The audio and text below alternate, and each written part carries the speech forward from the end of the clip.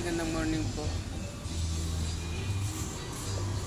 Tingnan nga natin yung sakit nitong si 125, Wave 125 kasi lagi daw silang nagpapakarga ng battery. Ayan. So pinalag na natin at hanapin natin yung sakit niya. Lagi daw silang nagpapakarga ng battery. Ngayon kapag nalobat yung battery, hindi na daw siya andar. So ibig sabihin hindi gumagana yung charger. Chinikap naman natin itong stator niya, okay naman siya. Okay. Sabi naman nung isang gumagawa ito daw charger, itong electrifier niya.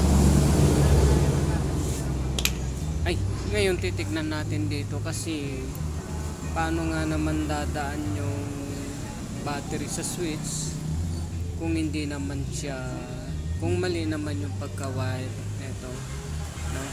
Kaya kapag wala na siyang karga yung battery, hindi na siya pumapasok. Hindi pumapasok ito doon sa battery papunta sa switch.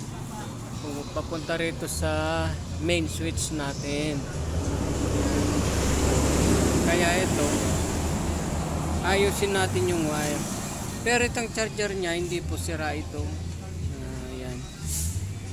Nagdadalawang isip si kuya na sabi daw nung gumagawa charger daw, kaya dinala niya sa atin. Ito, subukan natin gawin o paanda rin siya na walang battery para magamit nila yung motor kasi service lang naman to.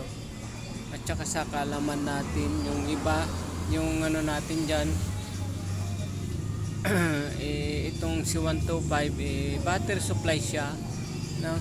Secondary supply, wala siyang primary,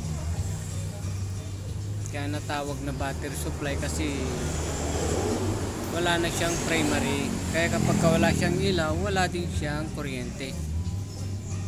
Ito, kaya hanapin natin, update ko kayo mamaya at tignan muna natin dito mamaya, update ko kayo kung natapos na itong si Wave.